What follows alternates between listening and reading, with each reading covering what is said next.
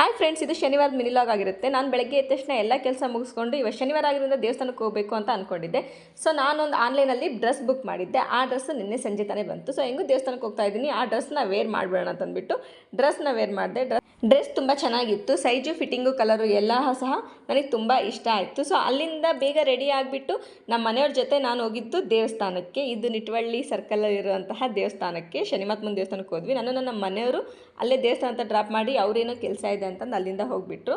So ಅಲ್ಲಿಂದ ನಾನು ಹೋಗಿದ್ದೆ ದೇವಸ್ಥಾನದ ಒಳಗಡೆ ದೇವಸ್ಥಾನ ಅಂದ್ರೆ ಒಂಥರ ಪಾಸಿಟಿವ್ ಇದ್ದಂಗೆ. ಸೊ ಎಲ್ಲೆಲ್ಲ ಬರೋ ಥಾಟ್ಸು ಪಾಸಿಟಿವ್ ಆಗಿರುತ್ತೆ. ತುಂಬ ಸಮಾಧಾನವಾಗಿ ಇರ್ತೀವಿ. ಇದು ನನಗೆ ಆಗ್ತಿರೋವಂಥ ಅನುಭವ.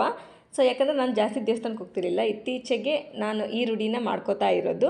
ಆ್ಯಂಡ್ ಈ ದೇವಸ್ಥಾನಕ್ಕೆ ಪರ್ಟಿಕ್ಯುಲರ್ಲಿ ಏನಕ್ಕೆ ಹೋಗ್ತೀನಿ ಅಂತಂದರೆ, ಎಲ್ಲ ಸಪ್ರೇಟ್ ದೇವ್ರುಗಳಿಗೂ ಹೋಗೋಕ್ಕಾಗಲ್ಲ.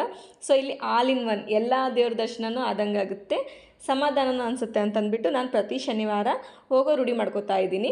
ಶನಿವಾರ ಕಂಪಲ್ಸರಿ ಇವಾಗ ಹೋಗ್ತಾ ಇದ್ದೀನಿ. ಆಲ್ ಇನ್ ಒನ್ ಎಲ್ಲ ದೇವ್ರ ದರ್ಶನವೂ ಪಡ್ಕೋಬೋದು ಅಂತಂದ್ಬಿಟ್ಟು. ಸೊ ಇವತ್ತು ಆ ದೇವಸ್ಥಾನದಲ್ಲಿ ನವಗ್ರಹ ಪೂಜೆ ಮಾಡಿಸ್ತಾ ಇದ್ರು. ಎಷ್ಟೊತ್ತು, ಸ್ವಲ್ಪ ಹೊತ್ತು, ತುಂಬ ಹೊತ್ತು ಟೈಮ್ ಸ್ಪೆಂಡ್ ಅಲ್ಲೇ ಮಾಡಿದ್ರೆ. ಯಾಕಂದರೆ ನವಗ್ರಹ ಪೂಜೆ ನಾನು ಎಲ್ಲೂ ನೋಡಿಲ್ಲ.